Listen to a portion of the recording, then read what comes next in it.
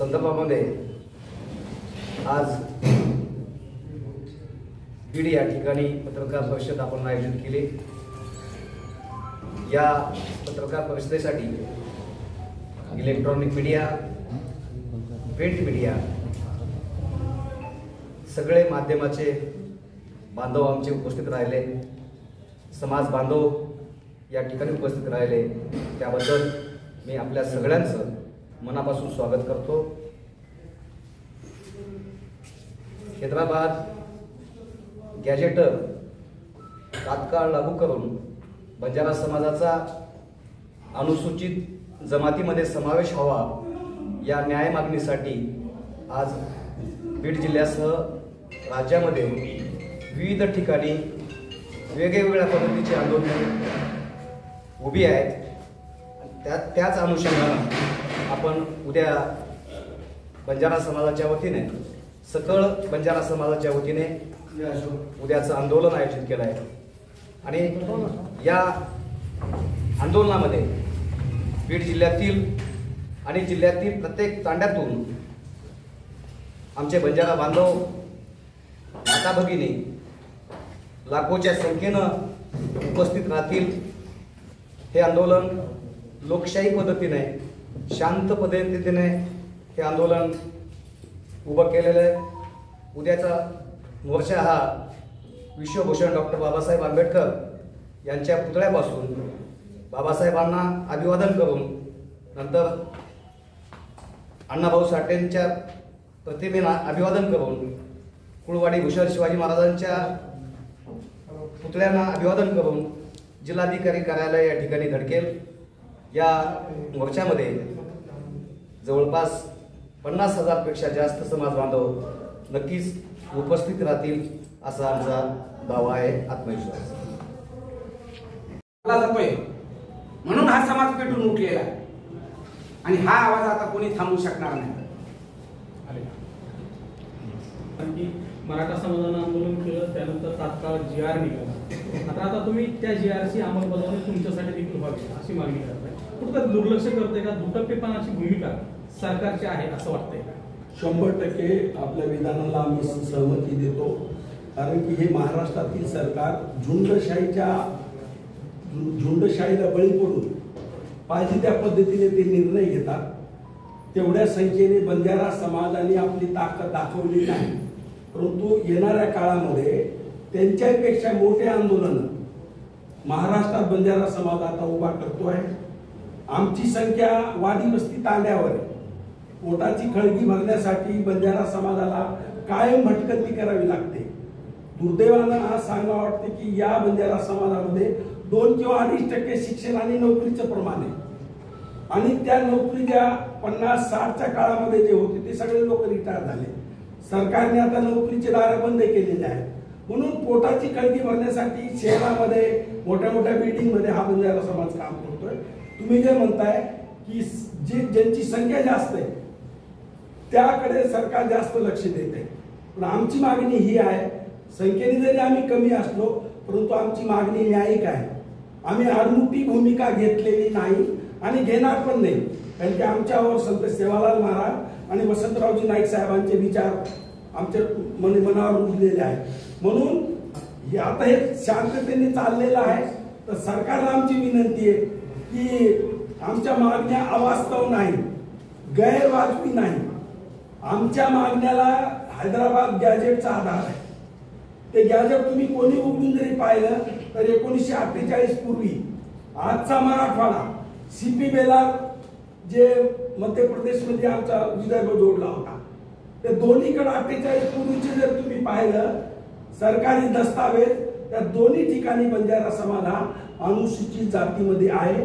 तेव्हा त्या प्रवर्गाच्या सवलती आम्ही भोगल्या, परंतु महाराष्ट्राची पुनर्रचना झाल्यानंतर 1956 आणि 1 मे 1960 नंतर मग आम्ही महाराष्ट्रात जोडले गेलो आणि मग तिथलं आमचं आरक्षण हिरावून घेण्यात आलं।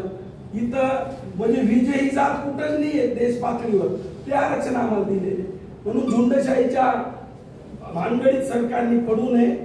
ही संख्या बंजारा समाजाची आता तुम्हाला उद्या पाहायला मिळेल। महाराष्ट्रात प्रत्येक ठिकाणी याहीपेक्षा मोठे मोर्चे निघतील आणि बंजारा समाज संविधानिक मार्गाने आपली बाजू, आपली मागणी सरकारसमोर ठेवेल. प्रश्न विचारला, हा प्रश्न तुम्ही जो विचारलाय ते आम्हाला माहिती आहे. हे आंदोलन आमचं आज उभं राहिलेलं नाही. तुमच्या माहितीसाठी 30 ते 35 वर्षापासून हे आंदोलन उभं आहे. आम्ही दिल्लीपर्यंत पण मोर्चे काढलेले त्याच्या संदर्भात, पण सरकार दखल घ्यायला तयार नाही. म्हणून येणाऱ्या काळामध्ये हे सगळे तरुण जे आहेत ते आता उभे राहिलेले आहेत. ही आमची जुनीच मागणी आहे, आताची नाही. जो GR निघालाय तो आता कोर्टात त्याला चॅलेंज केलेला आहे आणि तो जर रद्द झाला तर मग काय? त्या GRचा अर्थार्थी संबंध नाही, हे सगळ्यांनी अगोदर लक्षात घेणं गरजेचं आहे. की त्याही अगोदर बंजारा समाज आदिवासी मध्ये आहे ना, याचे दाखले आहेत, याचे पुरावे आहेत आमच्याकडे. मी एवढं सांगत नाहीये, आतापर्यंत 4 ते 5 जवळपास कमिट्या नियुक्त झाल्या आणि सगळ्यांच्या आयोगांचे रिपोर्ट वाचून बघा तुम्ही एकदा, की ते सगळ्यांचेच म्हणणं असं आहे की यांना एसटी मध्ये समावेश केला पाहिजे. मग त्यांची मागणी आहे तर नेमकं घोडं कुठं अडतंय? म्हणजे आम्ही आदिवासी नाहीत का? त्याचे पुरावे किती द्यायचे आम्ही? आमची बोली भाषा बघा तुम्ही, बंजारा बोलीतनं बोलणारे सगळे जे लोक आहेत ते सगळे बोली बोलतायत. आमच्या बंजारांच्या स्त्रियांचं राहणीमान बघा तुम्ही, खानपान बघा आमचं सगळं त्यांच्यापेक्षा वेगळं आहे. अहो, आणि शहराशी तर आमचा संबंध झालेला नाही. आता तरुण कुठेतरी शिकू लागलेत म्हणून आम्ही इथपर्यंत आलो. भारताला स्वातंत्र्य मिळून 78 वर्ष झाले. माझ्या तंड्यातून शिकणारा आणि नोकरीला लागणारा मी पाहिला आहे. म्हणजे माझ्या आजोबावर पंजोबावर किती अन्याय सहन केलाय त्यांनी. तुमच्या माहितीस्तव सांगतो, आमच्या बरोबर असणाऱ्या जे काही संबंध बाकीच्या 14 जाती जे आहेत ना, त्यांना पण मिळालं पाहिजे. हे बंजारा आम्ही मोठे भाऊ म्हणून आम्ही आंदोलन यासाठी करतोय. अहो, त्यांना आणखी माहिती नाही. मी काल जाताना एखाद्या पालावर जाऊन म्हटलं की आम्ही असं आंदोलन करतोय, तुम्ही पण सामील व्हा. त्यांना सांगता येत नाही सर आंदोलन कशाच्या बाबतीत आहे, एसटी काय आहे, शिक्षणाचे आणखी त्यांच्यापर्यंत त्यांची मुलं आणखी किती पिढ्या शिकलेल्या नाहीत, त्यांना माहित नाही देशात काय चाललंय. तसंच जेव्हा आमच्यावरती अन्याय झाला, भारताला स्वातंत्र्य मिळालं त्यावेळेस आम्हाला कुठं माहित होतं, आमच्या बापाला कुठं माहित होतं की तालुक्यात जिल्ह्यात गेल्याच्या नंतर असे कायदे होतात म्हणून. कारण आम्ही कोसो दूर होतो शहरापासून. आज बी कोसो दूर आहोत शहरापासून. आज बी तुम्ही तांड्यावरती जाऊन बघा, रस्ता नाही. तांड्यावरती जाऊन बघा, पाणी नाही.